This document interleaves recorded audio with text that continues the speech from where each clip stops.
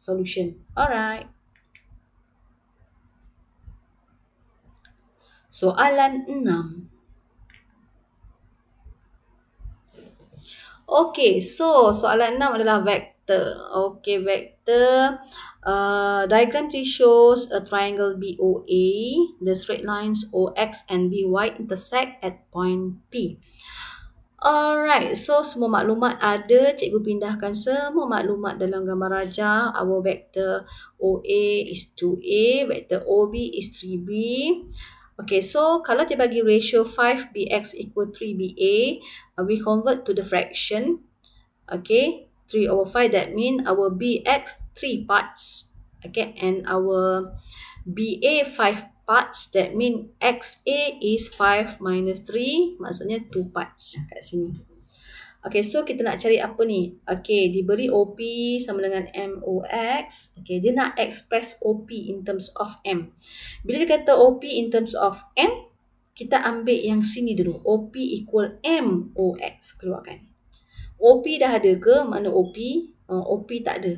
Jadi kita cari vector of OP. OX pun tak ada. We find the vector of OX. Tapi OP tak perlu cari lah sebab kita nak OP in terms of MAB. Okay, OX, jom kita tengok. OX, apakah OX? OBBX boleh, OAAX boleh. Tapi cikgu pilih OBBX. OB dah ada 3B. Okay, tapi BX dah ada belum BX? B ke X tak ada. Tapi kita tahu BX ni adalah B over 5 BA. 3 over 5 BA. So, we have to find BA.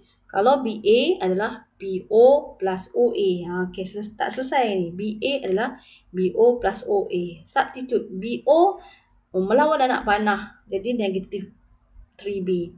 OA mengikut anak panah 2A. Alright, masih kita boleh simplify lagi dalam bracket. Okay, boleh simplify lagi B dengan B. And then kita multiply M in the bracket. So, kita berjaya express OP in terms of M, A and B. Yes, thus.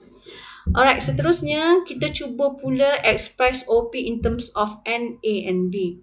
Okay, so OP yang ada N kita keluarkan. Dia kata BY. Mana BY? Okay, this is your BY. BY. Okay, kenapa cikgu ambil BP? Okay. BOOP. Sebab apa cikgu ambil BP? Sebab kita nak ada perkataan OP kat sini. Sebab tu kita ambil OP. So, kita nak tinggalkan OP as a subject. BO bring to the right hand side. Okay. BY cikgu cari dulu BOOY. Okay. And then dah masukkan maklumat BO ni to the right hand side jadi negative BO. Substitute your BO and OY. Okay, OY tak ada. Okay, tetapi OY adalah 5 over 7. Sebab kita dah ada lagi satu ni. Dia dah bagi tahu kat sini OY equal 5 over 7 OA. Okay, kita gantikan OA, BO tadi, negative 3B. Okay, simplify.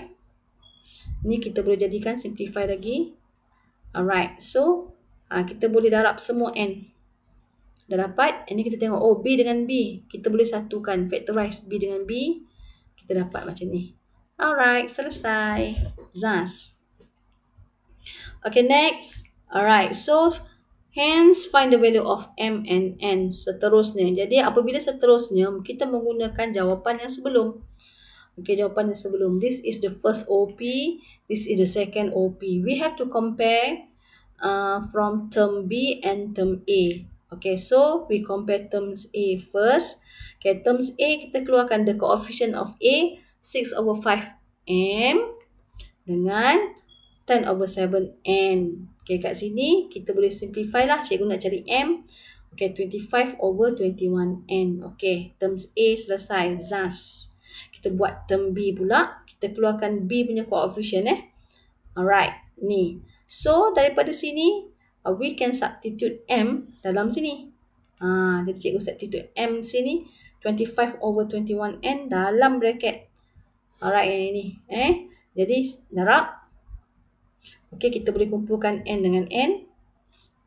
Simplify. Okey, jadi terus bahagikan 3 bahagi 31/7, Zaz dapat. Jadi macam mana nak cari M pula? Substitute N in dalam ni ha.